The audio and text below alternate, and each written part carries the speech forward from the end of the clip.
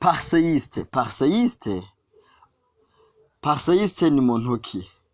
Umupware ni muntu ki? Ayo majambo abiri ni amajambo asa n'ayatandukanye kandi afise inyito ku bantu batandukanye. Nkuko muvyumva, poire gishaka kuvuga ubwoya mu Kirundi. Umupware canke poiresime ni izina rihabwa umunyeshuri wo kuri kaminuza y'u Burundi, rikaba rifise insiguro ko ari umuntu w'ubuntu abushitse, umushinga ntahe, impanuzwa jambo, incabwenge, umushakashatsi kandi yigenga ku giti ciwe. Parseiste nayo mu majambo yose ni partisan du savoir éducatif illimité. Mu Kirundi bishatse kuvuga ingendanyi y'ubwenge bw'inyigisho zidahera. Parseiste rero ni umuntu arangwa n'ubukerebutsi bujana n'ubwitonzi, ubumenyi nyigisho, ni umushakashatsi ku giti ciwe, incabwenge, akunda gusenyera ku mugozi umwe n'abandi. Ku batabizi, ni umunyeshuri wo kuri kaminuza nderabigisha NS, nk'uko bari n'icivugo kibaranga savoir pour mieux éduquer, kumenya kugira urere neza. NS rero ni kaminuza isohora imboneza z'ubumenyi aribo bigisha bo mu mashure yisumbuye. Ese umupware canke parseiste boba babayeho gute?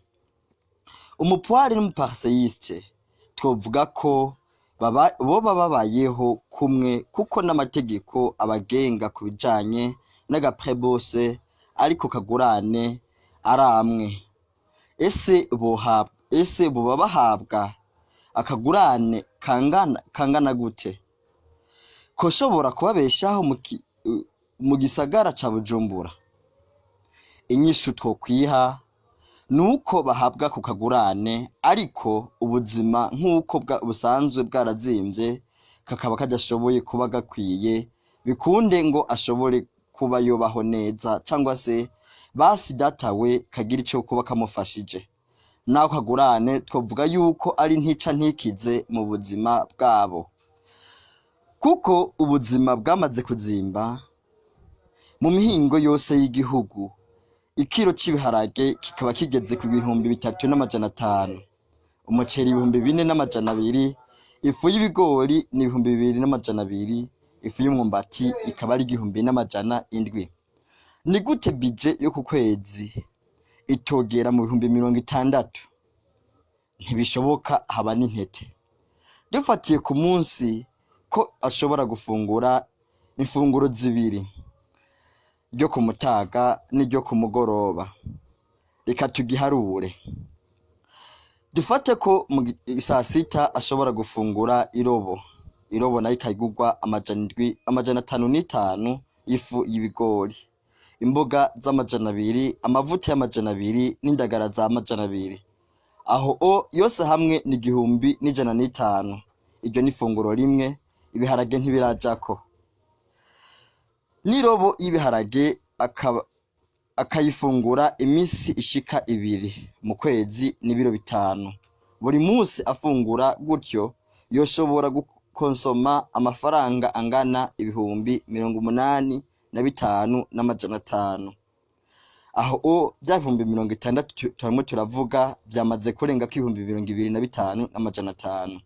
Ese by'ukuri 60 umva arico byoshobora kumufashamo? Aho ni mu gihe agaceri yakirengagije, yagashize ku ruhande, ashizeko n'amakara n'imiburiburi, vyozomutwara amafaranga angana 120 ku kwezi.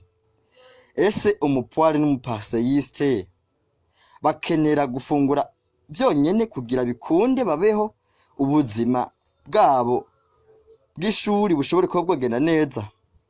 Haba namba. Umuparseiste canke umupware arakeneye inzu yo kubamwo, amatara n'amazi, sirabisi, kandi arakeneye no kwimwesha bikunde agenda agaragara neza. Akeneye ikaramu yo gukoresha buri munsi, mbere kiretse n'ico arakeneye n'umuti w'amenyo, amavuta yo kwisiga, bikunde agende aroreka neza. Ese by'ukuri ibyo arashobora kubihabwa cyangwa se kubironka byoroshe? Ese niba adashobora kubironka byoroshe, ibyo aronka hoho abironka mu buhe buryo?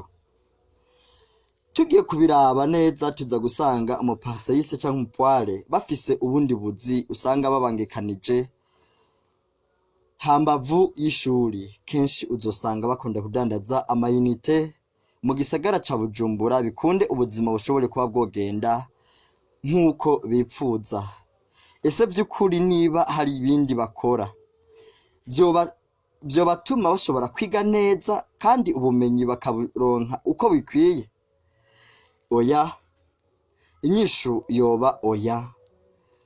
By'ukuri ntawokwemeza neza yuko ubumenyi bashobora kuburonka uko bikwiye, kuko uza gusanga hari ubundi buzi bashobora gukora bigatuma badashobora kwiga. Ese leta ico yofasha cyoba iki? Cyangwa se leta hari ico vyozoyikorako mu gihe ubumenyi bw'abapwari na pasayiste butagenze neza? Egome cane, leta nayo nyene ishobora gukorwako, kuko indero ariyo mushinge w'iterambere ku gihugu. Hamwe batokwiga neza rero, ivyo bizogira ingaruka kuri leta, kuko indero izotituka nta kabuza, kandi nta kizotuma itotituka mu gihe vyozoguma gutyo. Menya neza, indero ni akabura, ni karahara mu ruganda ntibacure. Atari uko leta izokwikebuka amazi yamaze kurenga inkombe, imere nk'umwana yanka kugarura impene ikiri hafi, yamara kurenga imirambi akabira nkayo. Iki kiganiro mushobora kugisanga ku mbuga zacu zose. Ntugende udakoze sabone canke subscribe kugira uzokwame ubu wa mbere mu kubona notification y'ikiganiro gishasha twaporodinze. Kandi mwame mutyo mukore na commentaire bikunde dushobore kubona uburyo mwakiriye ibiganiro byacu. Sawa, kandi mugire ibihe byiza.